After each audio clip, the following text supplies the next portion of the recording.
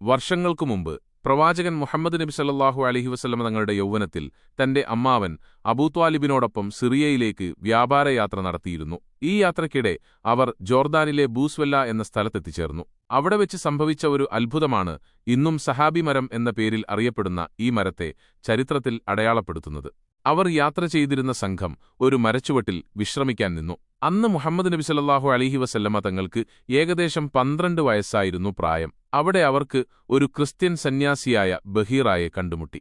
ബഹീറ തന്റെ ആശ്രമത്തിൽ നിന്ന് പുറത്തുവന്ന് ഈ യാത്രാസംഘത്തെ ശ്രദ്ധിക്കുകയും അവരിൽ എന്തോ ഒരു അസാധാരണത്വം കണ്ടെത്തുകയും ചെയ്തു. അദ്ദേഹം നബി സല്ലല്ലാഹു അലൈഹി വസല്ലമ തങ്ങളെ സൂക്ഷിച്ചു നോക്കുകയും തന്റെ മതഗ്രന്ഥങ്ങളിൽ പ്രവചിക്കപ്പെട്ട അന്ത്യപ്രവാചകന്റെ അടയാളങ്ങൾ നബി സല്ലല്ലാഹു അലൈഹി വസല്ലമ തങ്ങളിൽ കണ്ടെത്തുകയും ചെയ്തു. ബഹീറ നബി സല്ലല്ലാഹു അലൈഹി വസല്ലമ തങ്ങളെയും സംഘത്തെയും ഭക്ഷണം കഴിക്കാൻ ക്ഷണിച്ചു. ഭക്ഷണം കഴിച്ചുകൊണ്ടിരിക്കുമ്പോൾ ബഹീറ അബൂത്വാലിബിനോട് ചോദിച്ചു, ഈ കുട്ടിയുടെ പേരെന്താണ്? അബൂത്വാലിബ് മറുപടി പറഞ്ഞു, മുഹമ്മദ്. ബഹീറ തുടർന്നു, ഈ കുട്ടിയൊരു വലിയ വ്യക്തിയാകും.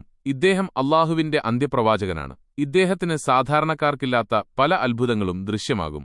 അങ്ങനെ പറഞ്ഞതിനുശേഷം ബഹീറ നബി സല്ലല്ലാഹു അലൈഹി വസല്ലമ തങ്ങൾ വിശ്രമിച്ച ആ മരത്തെ ചൂണ്ടിക്കാട്ടി. ഈ മരത്തിന്റെ ഇലകൾ ഈ കുട്ടിയുടെ മേൽ തണൽ വിരിക്കുന്നത് നിങ്ങൾ കാണുന്നില്ലേ? ഇത് പ്രവാചകത്വത്തിന്റെ അടയാളമാണ് എന്നു പറഞ്ഞു.